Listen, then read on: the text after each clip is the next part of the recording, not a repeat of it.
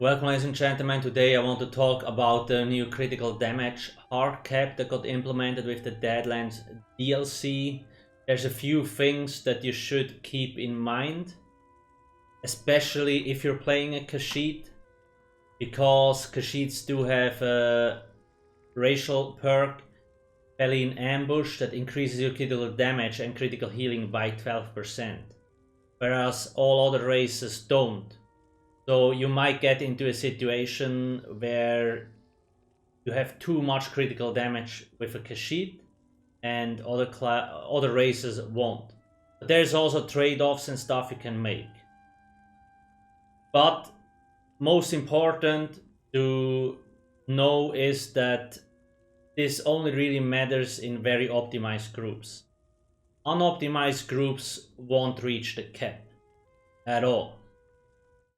On ESO-hub.com, I actually wrote the guide in the guide section on the combat critical damage modifiers, where I talk about this and listed up all buffs. Before we go here, let's actually check out the patch notes, what source has to say. So the patch notes obviously say critical damage and healing now has a hard cap of 125%. Note that this value can go beyond 125%, but your critical strikes will not deal more than 125% damage or healing. So you could still shoot up to 140, 150, but there is no point because it's capped at 125. Let's see what they have to say. Currently, critical chance is different from critical damage. By critical chance, they're talking about weapon and spell critical. I actually explained that in the guide here. A lot of players confuse critical damage and critical chance. Critical chance is basically the mechanic, or like the likelihood of actually landing a critical strike. And critical damage is the modifier you apply to the critical strike. So they're saying critical chance, so weapon or spell critical, continues to remain the best stat in the game by a large margin in PvE due to no effective cap on the bonus. The large array of sourcing of critical damage and healing amplifications. That is correct.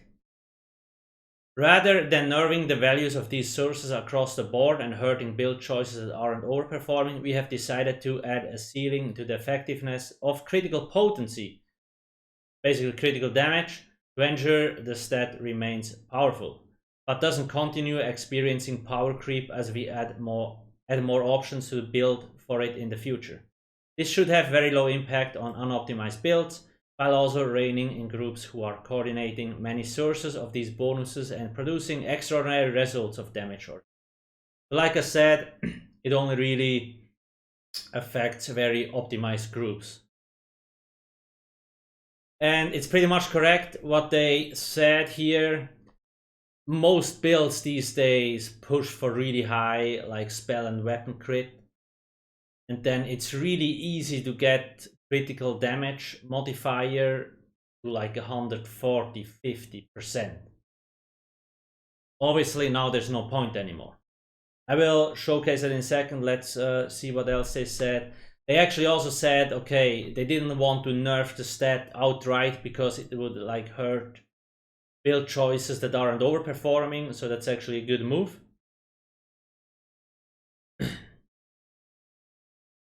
This should have very low impact on unoptimized builds, yeah. So this is one way of balancing it. The hard cap, I think it's kind of a lazy way, but it doesn't really matter in the end. It is one way. So why are we in this situation? Let me showcase you what happened over the last year. The only reason we actually can get to like super high critical damage numbers is because they implemented a lot of new buffs that boost your critical damage. For example, Minor Brittle, which is applied via chill status effect, the frost stuff, 10%. Very easy to get. A healer can run this drop Frost Blockade and it will constantly proc. Then they also implemented Backstabber champion point perk, which is 15% if you attack from the back. Fighting Finesse is another 10%. And then the most overpowered broken set in the game right now, Elemental Catalyst. 15% critical damage to everybody in your group. That's just insanity in my opinion. That's this 15%. Then Harpooner's Waiting Kill. This is a mythic item. Gives you critical damage and critical chance. And we also have Sul'Xan's Torment, which is another 12%. So you see, Sul'Xan 12%, Harpooner 10, Catalyst 15, Fighting Finesse 10, Backstabber 15, and Minor Brittle another 10. All these have been implemented over like the last year or a little bit more. And that's the reason why we went higher and higher and higher and higher. And now they're like, oh crap, there's too much. So instead of just balancing, adjusting, aka nerfing these perks, they decided to just put the cap on it. The reason being, it won't affect most of the player base. By nerfing all these sets, most of the player base would be affected because the sets might not be that good of a choice anymore. And they said it will only really affect the optimized raid groups that really pushed for max damage and really kind of used all of these procs to showcase you how easy it actually is to reach these values. So like this example here puts you at 130%. Base critical damage is 50%. Then we have minor force. You usually get this from like the Barber Trap or Channeled Acceleration, or from sets like Medusa or Zogwin. Major force is from the Warhorn, Aggressive Warhorn. A good raid group will usually keep a rotation up, so this is almost always active. Or at least like in phases where you won't burst. There's also Saxhleel Champion that has the Major Force buff. Minor Brittle from the Frost Staff, Backstabber Champion Point perk, Fighting Finesse Champion Point perk, and then Catalyst. And you already sit at 130%. The only buff that won't have 100% uptime is Major Force, so sometimes you might fall a little bit below. And I also mentioned in the guide here, please remember if you bring classes or races with you into a raid that already have critical damage modifiers. So a Warden has Glacial Presence. Enemies and allies who recently, let me try to make it bigger.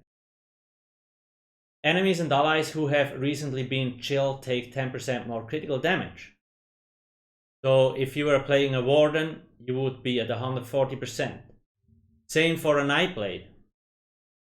Increases your critical damage by 10%. So you would already sit at 140. Templar, same thing. Piercing Spear, passive, increases your critical damage by 10%. And the Khajiit, Feline Ambush, increases your critical damage by 12%. So you'll be at 142%. Now, will optimized raid groups just not play these classes? Of course not.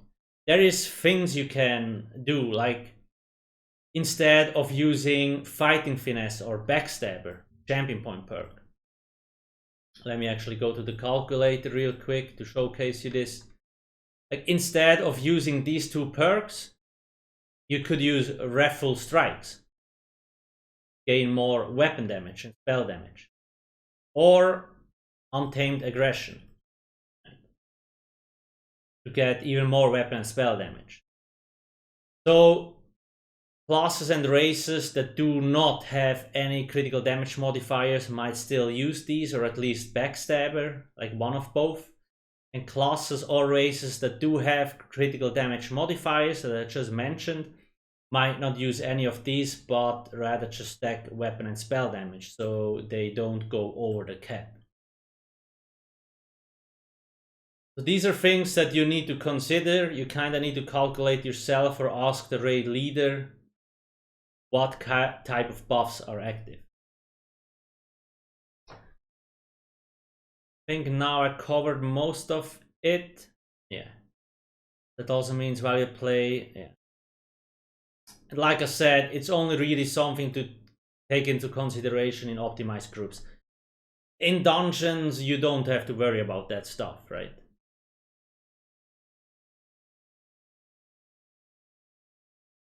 And you could also like decide maybe, hey, we don't need backstabber and fighting finesse, but I actually want to run harpooner because it's a very good value because it gives critical chance and critical damage. Then you can obviously also just use the weapon and spell damage. So there's a lot of trade-offs you can make. You just need to know which one. On ESO-hub.com. If you need more things about the Deadlands DLC, check out the DLC chapter section in the Deadlands. I will also put the link in the description, by the way. We have a few other guides, like how do proc sets work. There have been a lot of changes to proc sets. Sets that work in the non-champion points campaigns, we made a list here as well. And the armory guide, basically the in-game build saver.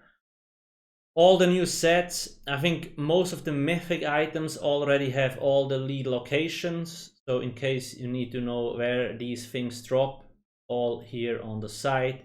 All the new furnishing items are here as well, and pretty much everything else you need to know. If you need builds, check out alcasthq.com. It has all the endgame builds up to date. Beamer Automaton is our Discord bot. So, like, I think it's on over 20,000 ESO servers, so I would really recommend getting it. You can use a lot of comments. And I do have all my socials, Twitter, Facebook, YouTube, Twitch. We do have a huge Discord community server where I always post new content that is on the website. If there is official ESO news, the golden, luxury, and all that stuff will be posted here.